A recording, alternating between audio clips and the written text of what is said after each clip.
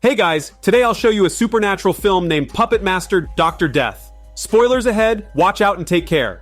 The movie begins with a bald man working in a morgue when suddenly the zipper on a nearby body bag opens. He gathers his courage and walks over to inspect it. As he nervously leans closer to the body bag, he fails to notice a dark figure behind him. The bald man feels a sharp pain in his ankle and falls to the ground in the next moment. A puppet wearing a doctor's head mirror emerges, emitting a cackling laugh but in a chicken voice. The puppet grabs an electric bone saw and maliciously slashes at the bald man, sending thick blood splattering everywhere and a scream piercing the sky. This is the third murder case at the nursing home, with several elderly residents killed in succession. Each case is connected to the mysterious puppet, but what kind of magic does it possess? Why is it targeting innocent bystanders? Everything began a few days ago. The protagonist, April, arrives at an elderly care facility to start her new job. As she approaches the entrance, she sees an old man being carried out, apparently having died suddenly the night before. The supervisor brings April inside, instructs her to change into her uniform, and get to work immediately by helping her colleagues clean. The supervisor then hurries away. April's colleague Flynn comes over to greet her. He grabs her hand and doesn't let go, possibly harboring hormone motives towards the new sexy female colleague. April awkwardly makes an excuse to leave and heads to the employee area to change into her uniform. Following the supervisor's instructions, she goes to find her coworker Ryan to handle the deceased's belongings together. Ryan appears very sad. Upon inquiry, April learns that Ryan has been taking care of the deceased, a retired veteran. Ryan struggles to accept the sudden loss of a person who had been fine just moments before. The two of them begin cleaning the room. As the old veteran had no relatives, his belongings are either thrown away or given to others. April discovers a box in a wardrobe. Flynn comes over to join them, and the three of them move the box to the bed. They find that the box is wrapped in iron chains and locked. Flynn doesn't care whose box it is and breaks the lock with a hammer. Inside the box, there is a puppet doll wearing a head mirror, appearing to be a doctor character. Later, April is called to the office. The director calls in a female nurse named Jenny and asks her to give April a tour and introduce her to the clients in the facility. April follows Jenny out of the office and enters the first bedroom where they meet a slightly deaf old gentleman who enjoys playing golf. Jenny reminds him not to forget to attend the memorial service after dinner, then leads April away. Their next client is an elderly artist. She has prepared a special welcome painting for April's arrival. However, since she didn't know what April looked like, the face on the painting is left blank. Jenny tells April that the artist claims to have psychic abilities, so she is a bit neurotic. The two then go to meet their next client named Tycoon, a wealthy man who likes to give gifts to the caregivers. However, he often acts inappropriately towards female caregivers, so they need to be cautious around him. Upon seeing April, Tycoon's eyes light up, and he takes on the demeanor of a playboy. Now there is only one last client, Miss Bell, who can't speak due to a stroke. Miss Bell has a habit of stealing things, particularly from the caregivers. Just after Jenny finishes introducing her to April, Miss Bell pulls Jenny to the side, urgently pointing at a table. April notices the puppet on it, the same one Flynn had taken away. How did it end up in Miss Bell's room? Jenny suspects that Miss Bell stole it and warns her not to take Flynn's belongings, as he has a particularly bad temper. After dinner, everyone gathers for a memorial service for the deceased veteran. The hearing-impaired gentleman steps forward to give a speech, while Miss Bell stares in horror at the windowsill where the puppet has appeared again. April notices her reaction and spots the puppet by the window. She asks Jenny why she didn't return it to Flynn, but when April looks back, the puppet has vanished into thin air. April suppresses her suspicions and joins her colleagues in conversation. Flynn sits nearby, holding the eerie puppet. He leans toward Jenny and teases her about not accompanying Tycoon, implying an improper relationship between them. Jenny pushes Flynn away in response, and the puppet flies out of his arms. When Flynn gets up, he finds the puppet missing. He is about to confront the others when the supervisor comes over and takes him away. Late at night, April is on duty at the front desk. Feeling uneasy as if someone is peeping at her from the shadows, she decides to go chat with Ryan and the others. Meanwhile, a dark figure climbs the stairs, quietly opens Miss Bell's door, and the lightly sleeping elderly woman wakes up immediately. She sits up to investigate, only to find that the intruder is the mysterious puppet. The puppet grabs the respirator by the bed and pulls out the tube, causing Miss Bell to gasp for air and struggle to breathe, while the puppet stands in front of her bed, laughing maniacally, but in a chicken voice again. Elsewhere, April is still chatting and laughing with her colleagues when they hear Flynn shout. They all rush upstairs to check the situation, only to find Miss Bell holding the puppet in her arms like her fat baby, her eyes staring blankly at the ceiling, no longer breathing. Ryan throws the puppet away like an adult toy and tries to resuscitate her, but it's too late. April walks over to the bed and finds the respirator tube on the floor. Everyone leaves Miss Bell's room, and April suddenly realizes the puppet, previously discarded in the corner, has disappeared again. Is all of this really a coincidence? A staff member prepares Miss Bell's body and sits at a table to record the details.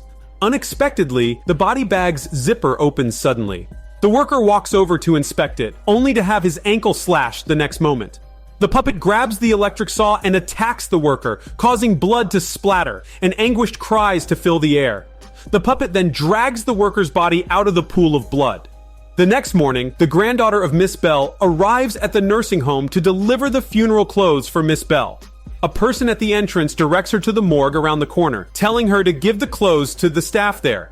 The girl reluctantly takes the clothes and heads to the dimly lit morgue, not noticing the bloodstains on the floor or the empty body bag. As she opens a door, the worker's corpse falls directly onto her. April had been busy all day, and it wasn't until the evening that she heard of another mysterious death. One bizarre case after another had left everyone feeling uneasy. Jenny asked April to check on Tycoon to see if there were any issues with the client. When April tucked Tycoon in, he suddenly pointed to the window, claiming to have seen something. She bravely walked to the window, and the next moment, lightning struck, revealing Miss Bell's pale face. April was frightened and fell to the ground, while images of recent strange events flashed through her mind as she suddenly woke from her dream. Her co-workers surrounded her, asking what had happened and why she had fainted in Tycoon's room. April explained that she had seen Miss Bell, but no one believed her because Miss Bell was already dead and could not have climbed to such a high windowsill. Just as April began to doubt herself, the supervisor appeared with a solemn expression. Miss Bell's body had disappeared. The next day, the nursing home was filled with fear. The artist was locked in his room, painting a portrait of a puppet.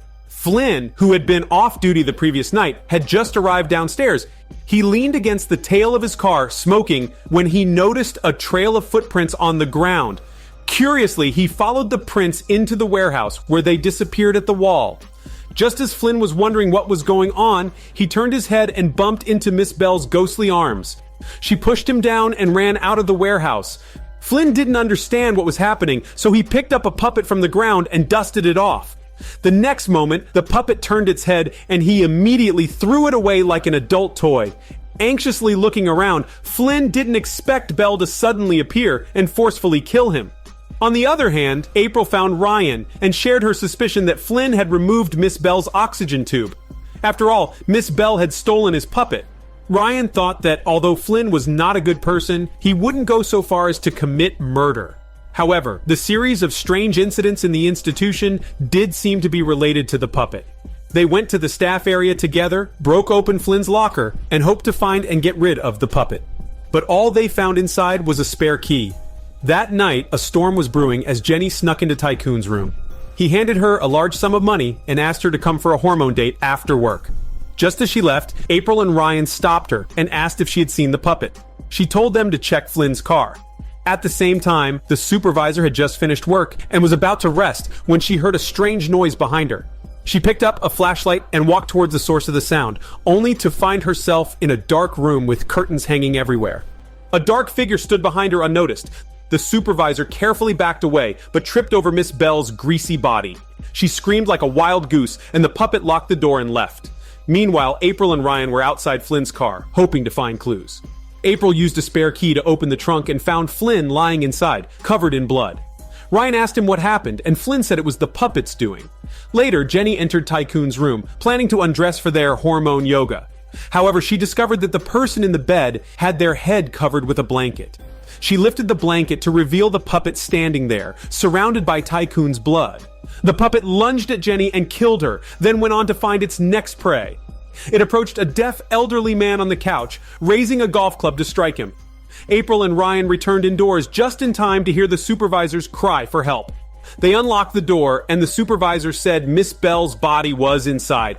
They quickly split up to check on the safety of their colleagues. The supervisor went to the director's office only to find it covered in blood. The next second, she was killed by a monster sitting on a chair. Ryan and April discovered the bodies of their other colleagues and the artist who was killed with a paintbrush.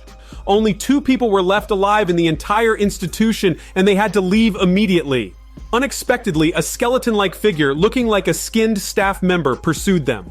Ryan rushed to hold the figure back while April picked up a defibrillator and shocked the skeletal figure. Ryan leaned in to listen for any signs of life on the figure's chest, only to be killed by a sharp weapon through the head. Soon after, the puppet emerged from the skeleton's chest, revealing that it had been controlling the figure's actions. As the skeleton rose again and approached April, she suddenly stood up with a faint smile, revealing that she was the great-great-granddaughter of the wizard, who had given life to the puppet with her blood.